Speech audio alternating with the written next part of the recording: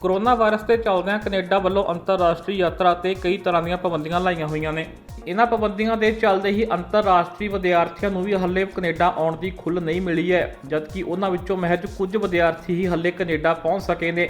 ਪਰ ਕਈ ਵਿਦਿਆਰਥੀਆਂ ਨੂੰ ਏਅਰਪੋਰਟ ਤੋਂ ਵਾਪਸ ਵੀ ਮੁੜਿਆ ਜਾ ਰਿਹਾ ਹੈ। ਬੀਤੇ ਕਈ ਦਿਨਾਂ ਤੋਂ ਅਜਿਹੀਆਂ ਖਬਰਾਂ ਵੱਖ-ਵੱਖ ਹਵਾਈ ਅੱਡਿਆਂ ਤੋਂ ਸਾਹਮਣੇ ਆ ਰਹੀਆਂ ਨੇ, ਜਿੱਥੇ ਪੰਜਾਬ ਤੋਂ ਆਏ ਵਿਦਿਆਰਥੀਆਂ ਨੂੰ ਵੀ ਕੈਨੇਡਾ ਵਿੱਚ ਐਂਟਰੀ ਨਹੀਂ ਦਿੱਤੀ ਗਈ ਅਤੇ ਉਹਨਾਂ ਨੂੰ ਹਵਾਈ ਅੱਡੇ ਤੋਂ ਹੀ ਵਾਪਸ ਮੋੜ ਦਿੱਤਾ ਗਿਆ। ਅੰਤਰਰਾਸ਼ਟਰੀ ਵਿਦਿਆਰਥੀਆਂ ਨੂੰ ਵਾਪਸ ਮੁੜਨ ਦੇ ਸਭ ਤੋਂ ਵੱਧ ਮਾਮਲੇ ਟੋਰਾਂਟੋ ਅਤੇ ਵੈਨਕੂਵਰ ਹਵਾਈ ਅੱਡੇ ਤੋਂ ਸਾਹਮਣੇ ਆ ਰਹੇ ਨੇ। ਮੀਡੀਆ ਰਿਪੋਰਟਾਂ ਅਨੁਸਾਰ ਬੀਤੇ ਦਿਨੀ ਟੋਰਾਂਟੋ ਹਵਾਈ ਅੱਡੇ ਤੋਂ 12 ਦੇ ਕਰੀਬ ਵਿਦਿਆਰਥੀਆਂ ਨੂੰ ਵਾਪਸ ਮੋੜਿਆ ਗਿਆ ਸੀ, ਜਿਨ੍ਹਾਂ ਵਿੱਚ ਕੁਝ ਅੰਤਰਰਾਸ਼ਟਰੀ ਵਿਦਿਆਰਥਣਾਂ ਵੀ ਸ਼ਾਮਲ ਸਨ। ਉੱਥੇ ਹੀ ਵੈਨਕੂਵਰ ਦੇ ਹਵਾਈ ਅੱਡੇ ਤੋਂ ਵੀ ਕੁਝ ਅੰਤਰਰਾਸ਼ਟਰੀ ਵਿਦਿਆਰਥੀਆਂ ਨੂੰ ਵੀ ਵਾਪਸ ਮੋੜਿਆ ਗਿਆ। ਇੱਥੇ ਜ਼ਿਕਰਯੋਗ ਹੈ ਕਿ ਕੈਨੇਡਾ ਸਰਕਾਰ ਨੇ ਐਲਾਨ ਕੀਤਾ ਸੀ ਕਿ 18 ਮਾਰਚ ਤੋਂ ਪਹਿਲਾਂ ਜਾਰੀ ਹੋਏ ਸਟੱਡੀ ਪਰਮਿਟ ਵਾਲੇ ਸਟੂਡੈਂਟ ਕੈਨੇਡਾ ਆ ਸਕਦੇ ਨੇ, ਪਰ ਇਸ ਦੇ ਨਾਲ ਹੀ ਇੱਕ ਹੋਰ ਸ਼ਰਤ ਰੱਖੀ ਗਈ ਸੀ ਕਿ ਇਹਨਾਂ ਵਿਦਿਆਰਥੀਆਂ ਨੂੰ ਕੈਨੇਡਾ ਪਹੁੰਚ ਕੇ ਏਅਰਪੋਰਟ ਤੇ ਇਮੀਗ੍ਰੇਸ਼ਨ ਅਧਿਕਾਰੀਆਂ ਨੂੰ ਇਸ ਗੱਲ ਦਾ ਵਿਸ਼ਵਾਸ ਦਿਵਾਉਣਾ ਪਵੇਗਾ ਕਿ ਉਹ ਕੋਈ ਗੈਰ ਜ਼ਰੂਰੀ ਯਾਤਰਾ ਨਹੀਂ ਕਰ ਰਹੇ ਸਨ ਅਤੇ ਉਹਨਾਂ ਦਾ ਕੈਨੇਡਾ ਆਉਣਾ ਜ਼ਰੂਰੀ ਸੀ। ਅਤੇ ਇਹ ਇਮੀਗ੍ਰੇਸ਼ਨ ਅਧਿਕਾਰੀ ਉੱਤੇ ਨਿਰਭਰ ਕਰਦਾ ਕਿ ਉਹ ਉਸ ਵਿਦਿਆਰਥੀ ਨੂੰ ਐਂਟਰੀ ਦਿੰਦਾ ਹੈ ਜਾਂ ਫਿਰ ਨਹੀਂ।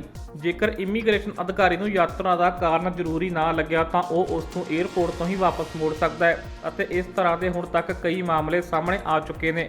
ਬੀਤੇ ਦਿਨ ਹੀ ਕੈਨੇਡਾ ਸਰਕਾਰ ਨੇ ਇੱਕ ਹੋਰ ਐਲਾਨ ਕੀਤਾ ਸੀ ਕਿ ਜਿਸ ਵਿੱਚ ਆਨਲਾਈਨ ਪੜ੍ਹਾਈ ਦੀ ਮਿਆਦ 30 ਅਪ੍ਰੈਲ 2021 ਤੱਕ ਵਧਾ ਦਿੱਤੀ ਗਈ ਹੈ। ਇਸ ਦੇ ਨਾਲ ਹੀ ਕੈਨੇਡਾ ਸਰਕਾਰ ਨੇ ਇਹ ਵੀ ਭਰੋਸਾ ਦਿਵਾਇਆ ਕਿ ਜਿਹੜੇ ਵੀ ਵਿਦਿਆਰਥੀ ਬੇਸ਼ੱਕ ਪੰਜਾਬ ਜਾਂ ਆਪਣੇ ਘਰਾਂ 'ਚ ਬੈਠੇ ਆਨਲਾਈਨ ਪੜ੍ਹਾਈ ਕਰ ਰਹੇ ਨੇ ਅਤੇ ਉਹਨਾਂ ਦੇ ਵਰਕ ਪਰਮਿਟ ਅਤੇ ਪੀਆਰ ਫਾਈਲ ਵਿੱਚ ਕਿਸੇ ਤਰ੍ਹਾਂ ਦਾ ਕੋਈ ਫਰਕ ਨਹੀਂ ਪਵੇਗਾ ਅਤੇ ਉਹਨਾਂ ਦੀ ਇਹ ਪੜ੍ਹਾਈ ਕੈਨੇਡਾ ਵਿੱਚ ਹੋਈ ਹੀ ਮੰਨੀ ਜਾਵੇਗੀ ਅਤੇ ਉਹਨਾਂ ਨੂੰ ਪਹਿਲਾਂ ਦੀ ਤਰ੍ਹਾਂ ਹੀ ਵਰਕ ਪਰਮਿਟ ਵੀ ਦਿੱਤਾ ਜਾਵੇਗਾ। ਕੈਨੇਡਾ ਸਰਕਾਰ ਨੇ ਇੱਥੋਂ ਤੱਕ ਵੀ ਐਲਾਨ ਕੀਤਾ ਸੀ ਕਿ ਜਿਨ੍ਹਾਂ ਵਿਦਿਆਰਥੀਆਂ ਦਾ ਕੋਰਸ ਮਹਿਜ 8 ਤੋਂ 12 ਮਹੀਨਿਆਂ ਦਾ ਅਤੇ ਉਹ ਸਾਰਾ ਹੀ ਜੇਕਰ ਆਨਲਾਈਨ ਵੀ ਪੂਰਾ ਹੋ ਜਾਂਦਾ ਤਾਂ ਉਹਨਾਂ ਨੂੰ ਵੀ 1 ਸਾਲ ਦਾ ਵਰਕ ਪਰਮਿਟ ਦਿੱਤਾ ਜਾਵੇਗਾ, ਜੋ ਕੈਨੇਡਾ 'ਚ ਪੜ੍ਹਾਈ ਦੌਰਾਨ ਜਿਵੇਂ ਦਿੱਤਾ ਜਾਂਦਾ ਹੈ। ਕੈਨੇਡਾ ਦੇ ਬਹੁਤੇ ਕਾਲਜ ਅਤੇ ਯੂਨੀਵਰਸਿਟੀਆਂ ਇਸ ਵਕਤ ਬੰਦ ਪਏ ਨੇ ਅਤੇ ਕੈਨੇਡਾ 'ਚ ਬੈਠੇ ਵਿਦਿਆਰਥੀ ਵੀ ਇਸ ਵਕਤ ਆਨਲਾਈਨ ਹੀ ਪੜ੍ਹਾਈ ਕਰ ਰਹੇ ਨੇ ਅਤੇ ਇਮੀਗ੍ਰੇਸ਼ਨ ਅਧਿਕਾਰੀਆਂ ਦਾ ਕਹਿਣਾ ਕਿ ਇਸ ਸਮੇਂ ਦੌਰਾਨ ਫਿਰ ਕਿਸੇ ਦੇ ਵੀ ਕੈਨੇਡਾ ਆ ਕੇ ਪੜ੍ਹਨ ਦੀ ਕੋਈ ਤੁੱਕ ਨਹੀਂ ਬਣਦੀ, ਕਿਉਂਕਿ ਸਾਰੀ ਦੀ ਸਾਰੀ ਪੜ੍ਹਾਈ ਇਸ ਵਕਤ ਆਨਲਾਈਨ ਹੀ ਹੋ ਰਹੀ ਹੈ। ਉਧਰ ਇਹ ਖਬਰ ਸਥਾਨਕ ਭਾਈਚਾਰੇ ਵਿੱਚ ਵੀ ਚਰਚਾ ਦਾ ਵਿਸ਼ਾ ਬਣੀ ਹੋਈ ਹੈ। ਭਾਈਚਾਰੇ ਵੱਲੋਂ ਅਪੀਲ ਕੀਤੀ ਜਾ ਰਹੀ ਹੈ ਕਿ ਫਿਲਹਾਲ ਵਿਦਿਆਰਥੀ ਸਰਕਾਰ ਵੱਲੋਂ ਦਿੱਤੀ ਗਈਆਂ ਹਦਾਇਤਾਂ ਦਾ ਪਾਲਣ ਕਰਨ ਅਤੇ ਟਿਕਟਾਂ ਉੱਤੇ ਆਪਣੇ ਪੈਸੇ ਖਰਾਬ ਨਾ ਕਰਨ। ਦੂਜੇ ਪਾਸੇ ਇਮੀਗ੍ਰੇਸ਼ਨ ਮਾਹਰਾਂ ਵੱਲੋਂ ਇਹ ਸਲਾਹ ਦਿੱਤੀ ਜਾ ਰਹੀ ਹੈ ਕਿ ਏਜੰਟਾਂ ਦੇ ਧੋਖੇ ਵਿੱਚ ਆਉਣ ਨਾਲੋਂ ਚੰਗਾ ਹੈ ਕਿ ਵਿਦਿਆਰਥੀ ਖੁਦ ਕੈਨੇਡਾ ਦੀ ਸਰਕਾਰੀ ਵੈਬਸਾਈਟ ਤੇ ਆਪਣੇ ਆਉਣ ਦੀ ਯੋਗਤਾ ਨੂੰ ਚੈੱਕ ਕਰ ਸਕਦੇ ਨੇ ਅਤੇ ਉਸ ਤੋਂ ਬਾਅਦ ਹੀ ਉਹ ਆਉਣ ਅਤੇ ਨਾ ਆਉਣ ਦਾ ਫੈਸਲਾ ਖੁਦ ਕਰ ਸਕਦੇ ਨੇ। ਕੈਨੇਡਾ 'ਚ ਚੋਣਾਂ ਹੋਣ ਦੀਆਂ ਕਨਸੂਆਂ ਦੇ ਵਿਚਕਾਰ ਇਲੈਕਸ਼ਨ ਕੈਨੇਡਾ ਨੇ ਆਪਣੀ ਤਿਆਰੀ ਸ਼ੁਰੂ ਕਰ ਦਿੱਤੀ ਹੈ। ਇਲੈਕਸ਼ਨ ਕੈਨੇਡਾ ਵੱਲੋਂ ਇਸ ਗੱਲ ਤੇ ਤਿਆਰੀ ਸ਼ੁਰੂ ਕੀਤੀ ਗਈ ਕਿ ਜੇਕਰ ਇਸ ਕੋਰੋਨਾ ਵਾਇਰਸ ਦੀ ਮਹਾਮਾਰੀ ਦੌਰਾਨ ਚੋਣਾਂ ਹੁੰਦੀਆਂ ਨੇ ਤਾਂ ਸੁਰੱਖਿਅਤ ਚੋਣਾਂ ਕਿਵੇਂ ਕਰਵਾਈਆਂ ਜਾ ਸਕਦੀਆਂ ਨੇ। ਇਸ ਵਕਤ ਕੈਨੇਡਾ ਵਿੱਚ ਘੱਟ ਗਿਣਤੀ ਟਰੂਡੋ ਸਰਕਾਰ ਚੱਲ ਰਹੀ ਹੈ ਅਤੇ ਇਸ ਵਕਤ ਕੈਨੇਡਾ 'ਚ ਸਿਆਸੀ ਉਥਲ-ਪੁਥਲ ਮਚੀ ਹੋਈ ਹੈ, ਜਿਸ ਤੋਂ ਬਾਅਦ ਇਹ ਵੀ ਅੰਦਾਜ਼ਾ ਲਗਾਇਆ ਜਾ ਸਕਦਾ ਕਿ ਇਸੇ ਸਾਲ ਹੀ ਚੋਣਾਂ ਹੋ ਸਕਦੀਆਂ ਨੇ, ਜਿਸ ਤੋਂ ਬਾਅਦ ਇਲੈਕਸ਼ਨ ਕੈਨੇਡਾ ਨੇ ਆਪਣੀ ਤਿਆਰੀ ਸ਼ੁਰੂ ਕਰ ਦਿੱਤੀ ਹੈ। ਇਲੈਕਸ਼ਨ ਕੈਨੇਡਾ ਨੇ ਸ਼ੰਕਾ ਜ਼ਾਹਰ ਕੀਤੀ ਹੈ ਕਿ ਕੋਰੋਨਾ ਵਾਇਰਸ ਦੀ ਮਹਾਮਾਰੀ ਕਾਰਨ ਇਸ ਵਕਤ ਮੇਲਾਂ ਰਾਹੀਂ ਚੋਣਾਂ ਦਾ ਰੁਝਾਨ ਕਾਫੀ ਵੱਧ ਸਕਦਾ ਹੈ। ਹਾਲਾਂਕਿ ਲੋਕ ਖੁਦ ਆ ਕੇ ਵੀ ਵੋਟ ਪਾ ਸਕਦੇ ਨੇ, ਪਰ ਇਸ ਦੌਰਾਨ ਚੋਣਾਂ ਦਾ ਸਮਾਂ ਵਧਾਇਆ ਜਾਵੇਗਾ। ਉੱਥੇ ਹੀ ਸੋਸ਼ਲ ਡਿਸਟੈਂਸਿੰਗ ਦੇ ਬਾਰੇ ਵੀ ਪੁਖਤਾ ਪ੍ਰਬੰਧ ਕੀਤੇ ਜਾਣਗੇ। ਇਲੈਕਸ਼ਨ ਕੈਨੇਡਾ ਵੱਲੋਂ ਆਪਣੇ ਕਰਮਚਾਰੀਆਂ ਦਾ ਵੀ ਪੂਰਾ ਖਿਆਲ ਰੱਖਿਆ ਜਾਵੇਗਾ, ਜਿਨ੍ਹਾਂ ਵੱਲੋਂ ਇਹ ਚੋਣਾਂ ਕਰਵਾਈਆਂ ਜਾਣਗੀਆਂ ਅਤੇ ਇਸ ਸੰਬੰਧੀ ਵੀ ਪ੍ਰਬੰਧ ਕੀਤੇ ਜਾ ਰਹੇ ਨੇ ਕਿ ਉਹਨਾਂ ਨੂੰ ਲੋਕਾਂ ਦੇ ਸੰਪਰਕ ਵਿੱਚ ਆਉਣ ਤੋਂ ਕਿਵੇਂ ਰੋਕਿਆ ਜਾ ਸਕਦਾ ਹੈ ਜਾਂ ਵੋਟਰਾਂ ਅਤੇ ਚੋਣ ਅਮਲੇ ਵਿਚਕਾਰ ਸੋਸ਼ਲ ਡਿਸਟੈਂਸਿੰਗ ਕਿਵੇਂ ਰੱਖੀ ਜਾ ਸਕਦੀ ਹੈ। ਇਸ ਸੰਬੰਧੀ ਇਲੈਕਸ਼ਨ ਕੈਨੇਡਾ ਨੇ ਹੁਣ ਤੋਂ ਹੀ ਤਿਆਰੀਆਂ ਸ਼ੁਰੂ ਕਰ ਦਿੱਤੀਆਂ ਨੇ।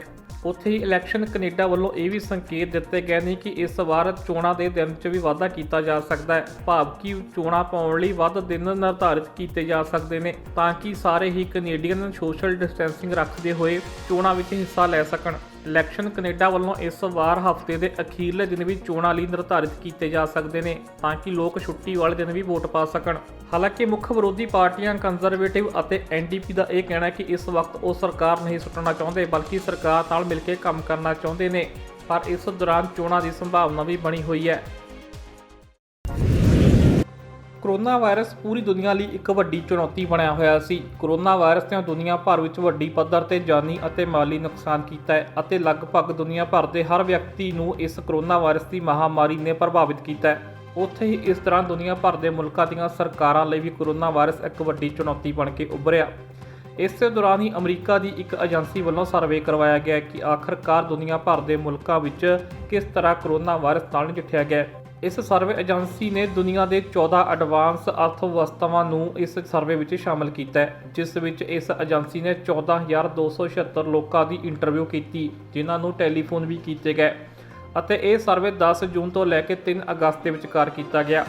ਇਸ ਸਰਵੇ ਵਿੱਚ ਪਹਿਲਾ ਸਵਾਲ ਲੋਕਾਂ ਨੂੰ ਇਹ ਪੁੱਛਿਆ ਗਿਆ ਕਿ ਉਹਨਾਂ ਦੀ ਸਰਕਾਰ ਨੇ ਇਸ ਮਹਾਮਾਰੀ ਨੂੰ ਕਿਸ ਤਰ੍ਹਾਂ ਨਜਿੱਠਿਆ ਹੈ ਤੇ ਉਹ ਇਸ ਵਿੱਚ ਕਿੰਨੇ ਸਹਿਮਤ ਨੇ। ਤਾਂ ਇਸ ਵਿੱਚ ਪਹਿਲਾ ਨੰਬਰ ਡੈਨਮਾਰਕ ਸਰਕਾਰ ਦਾ ਆਇਆ, ਜਿੱਥੇ 95% ਲੋਕਾਂ ਨੇ ਇਹ ਕਿਹਾ ਕਿ ਉਹਨਾਂ ਦੀ ਸਰਕਾਰ ਨੇ ਚੰਗਾ ਕੰਮ ਕੀਤਾ ਹੈ, ਜਦਕਿ ਦੂਜਾ ਨੰਬਰ ਆਸਟ੍ਰੇਲੀਆ ਨੂੰ ਮਿਲਿਆ, ਜਿੱਥੇ 94% ਲੋਕਾਂ ਨੇ ਇਹ ਕਿਹਾ ਕਿ ਉਹਨਾਂ ਦੀ ਸਰਕਾਰ ਨੇ ਚੰਗਾ ਕੰਮ ਕੀਤਾ ਹੈ। ਇਸ ਸੂਚੀ ਵਿੱਚ ਕੈਨੇਡਾ ਦਾ ਤੀਜਾ ਨੰਬਰ ਆਇਆ, ਜਿੱਥੇ ਕਿ ਕੈਨੇਡਾ ਦੇ 88% ਲੋਕਾਂ ਨੇ ਕਿਹਾ ਕਿ ਉਹਨਾਂ ਦੀ ਸਰਕਾਰ ਨੇ ਇਸ ਦੌਰਾਨ ਚੰਗਾ ਕੰਮ ਕੀਤਾ ਹੈ, ਜਦਕਿ 11% ਲੋਕਾਂ ਨੇ ਇਹ ਕਿਹਾ ਕਿ ਸਰਕਾਰ ਨੇ ਚੰਗੀ ਤਰ੍ਹਾਂ ਇਸ ਕੋਰੋਨਾ ਵਾਇਰਸ ਨਾਲ ਨਹੀਂ ਨਜਿੱਠਿਆ। ਇਸੇ ਸੂਚੀ ਵਿੱਚ ਜਰਮਨੀ ਚੌਥੇ ਨੰਬਰ ਤੇ ਆਇਆ, ਜਿੱਥੇ ਜਰਮਨੀ ਦੇ ਲੋਕਾਂ ਨੇ ਵੀ 88% ਆਪਣੀ ਸਰਕਾਰ ਦਾ ਸਮਰਥਨ ਕੀਤਾ ਹੈ। ਨੀਦਰਲੈਂਡ ਨੇ 87% ਸਮਰਥਨ ਨਾਲ 5ਵਾਂ ਸਥਾਨ ਹਾਸਲ ਕੀਤਾ ਹੈ। ਉਸ ਤੋਂ ਬਾਅਦ ਸਾਊਥ ਕੋਰੀਆ ਦਾ ਨੰਬਰ ਆਉਂਦਾ ਹੈ, ਜਿਸ ਨੂੰ 86% ਅੰਕ ਮਿਲੇ ਨੇ, ਜਦਕਿ ਇਟਲੀ ਨੂੰ 74, ਸਵੀਡਨ ਨੂੰ 71, ਬੈਲਜੀਅਮ ਨੂੰ 61, ਫਰਾਂਸ ਨੂੰ 59, ਜਾਪਾਨ ਨੂੰ 55 ਅਤੇ ਸਪੇਨ ਨੂੰ 54% ਅੰਕ ਮਿਲੇ ਨੇ। ਇਸ ਸੂਚੀ ਵਿੱਚ ਸਭ ਤੋਂ ਅੰਤ ਤੇ ਅਮਰੀਕਾ ਅਤੇ ਇੰਗਲੈਂਡ ਦਾ ਨੰਬਰ ਆਉਂਦਾ ਹੈ। ਅਮਰੀਕਾ ਦੇ 47% ਲੋਕਾਂ ਨੇ ਆਪਣੀ ਸਰਕਾਰ ਦਾ ਸਮਰਥਨ ਕੀਤਾ, ਜਦਕਿ ਯੂਨਾਈਟਿਡ ਕਿੰਗਡਮ ਦੇ 46% ਲੋਕਾਂ ਨੇ ਆਪਣੀ ਸਰਕਾਰ ਦਾ ਸਮਰਥਨ ਕੀਤਾ, ਜਦਕਿ ਇੰਗਲੈਂਡ ਦੇ 54% ਲੋਕਾਂ ਨੇ ਕਿਹਾ ਕਿ ਸਰਕਾਰ ਨੇ ਇਸ ਵਿਪਤਾ ਨਾਲ ਚੰਗੀ ਤਰ੍ਹਾਂ ਨਹੀਂ ਨਜਿੱਠਿਆ, ਜਦਕਿ ਅਮਰੀਕਾ ਵਿੱਚ 52% ਲੋਕਾਂ ਨੇ ਆਪਣੇ ਸਰਕਾਰ ਦੇ ਵਿਰੋਧ 'ਚ ਵੋਟ ਕੀਤੀ। ਉੱਥੇ ਹੀ ਇੱਕ ਹੋਰ ਮਹੱਤਵਪੂਰਨ ਸਵਾਲ ਵੀ ਇਸ ਸਰਵੇ ਵਿੱਚ ਪੁੱਛਿਆ ਗਿਆ। ਇਸ ਸਰਵੇ ਵਿੱਚ ਇਹ ਵੀ ਸਵਾਲ ਕੀਤਾ ਗਿਆ ਕਿ ਉਹਨਾਂ ਨੂੰ ਇਸ ਮਹਾਮਾਰੀ ਦੌਰਾਨ ਕਿੰਨੇ ਕੁ ਲੋਕਾਂ ਨੂੰ ਇਹ ਲੱਗਾ ਕਿ ਉਹਨਾਂ ਦਾ ਮੁਲਕ ਇਕੱਠਾ ਹੋ ਕੇ ਇਸ ਵਿਪਤਾ ਨਾਲ ਨਜਿੱਠ ਰਿਹਾ, ਜਦਕਿ ਕਿੰਨੇ ਕੁ ਲੋਕ ਵੰਡੇ ਹੋਏ ਨਜ਼ਰ ਆਏ। ਤਾਂ ਇਸ ਵਿੱਚ ਵੀ ਡੈਨਮਾਰਕ ਨੂੰ ਪਹਿਲਾ ਨੰਬਰ ਹਾਸਲ ਹੋਇਆ, ਜਿੱਥੇ ਕਿ 72% ਲੋਕਾਂ ਨੂੰ ਇਹ ਲੱਗਾ ਕਿ ਉਹਨਾਂ ਦਾ ਮੁਲਕ ਇਕੱਠਾ ਹੋ ਕੇ ਇਸ ਬਿਮਾਰੀ ਨਾਲ ਨਜਿੱਠ ਰਿਹਾ, ਜਦਕਿ 25% ਲੋਕਾਂ ਨੂੰ ਇਹ ਲੱਗਾ ਕਿ ਇਸ ਦੌਰਾਨ ਲੋਕ ਵੰਡੇ ਹੋਏ ਨਜ਼ਰ ਆਏ। ਜਦਕਿ ਇਸ ਸੂਚੀ ਵਿੱਚ ਦੂਜੇ ਨੰਬਰ ਤੇ ਕੈਨੇਡਾ ਨੂੰ ਰੱਖਿਆ ਗਿਆ, ਜਿੱਥੇ ਕਿ 66% ਲੋਕਾਂ ਨੇ ਇਹ ਕਿਹਾ ਕਿ ਉਹਨਾਂ ਦਾ ਮੁਲਕ ਇਕਜੁੱਟ ਹੋ ਕੇ ਇਸ ਬਿਮਾਰੀ ਦਾ ਸਾਹਮਣਾ ਕਰ ਰਿਹਾ ਹੈ, ਜਦਕਿ 29% ਲੋਕਾਂ ਨੂੰ ਇਹ ਲੱਗਾ ਕਿ ਇਸ ਦੌਰਾਨ ਮੁਲਕ ਵੰਡਿਆ ਹੋਇਆ ਨਜ਼ਰ ਆਇਆ। ਉੱਥੇ ਹੀ ਤੀਜੇ ਨੰਬਰ ਤੇ ਸਵੀਡਨ, ਚੌਥੇ ਨੰਬਰ ਤੇ ਸਾਊਥ ਕੋਰੀਆ, 6ਵੇਂ ਨੰਬਰ ਤੇ ਆਸਟ੍ਰੇਲੀਆ, 7ਵੇਂ ਤੇ ਜਾਪਾਨ ਅਤੇ 8ਵੇਂ ਤੇ ਇੰਗਲੈਂਡ ਨਜ਼ਰ ਆਇਆ। ਇੰਗਲੈਂਡ ਤੋਂ ਬਾਅਦ ਇਟਲੀ ਦਾ ਨੰਬਰ ਆਇਆ ਤੇ ਫਿਰ ਨੀਦਰਲੈਂਡ ਅਤੇ ਬੈਲਜੀਅਮ, ਫਰਾਂਸ ਅਤੇ ਜਰਮਨੀ ਤੇ ਸਪੇਨ ਦਾ ਨੰਬਰ ਆਇਆ।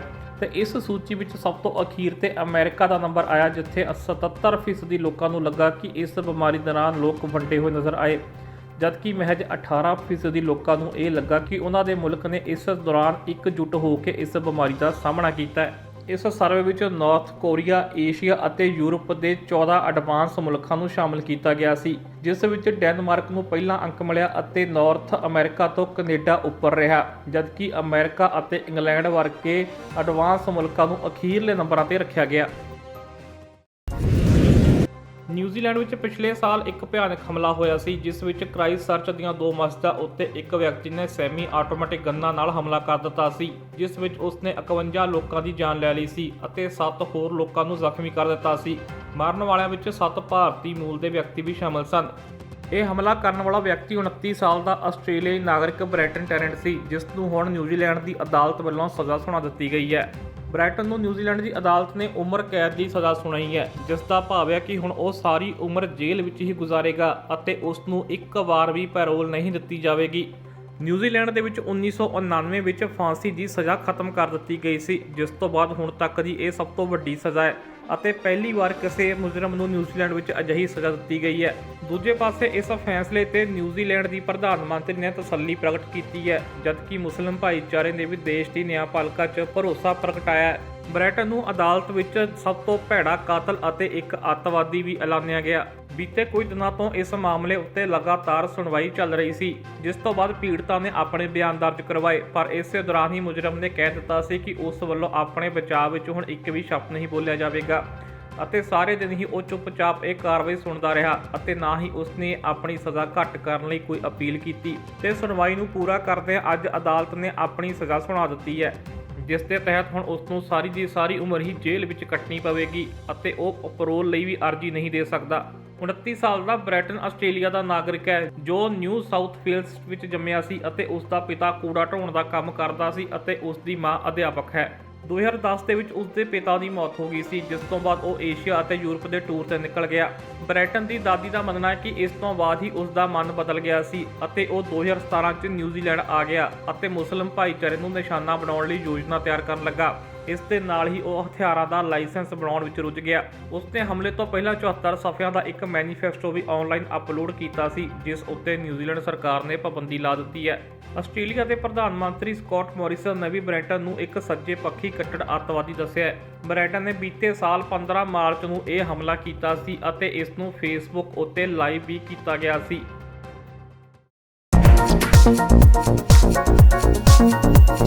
ਸਤਿ ਸ਼੍ਰੀ ਅਕਾਲ ਜੀ, ਮੈਂ ਨਿਰਮਲ ਮਾਨ ਕੂੜਾ ਟੈਕਸ ਸੈਟਲਮੈਂਟ ਤੋਂ। ਇਹ ਤੁਸੀਂ ਵੀਡੀਓ ਦੇਖ ਰਹੇ ਸੀ ਟੀਵੀ ਪੰਜਾਬ ਦੇ ਉੱਤੇ।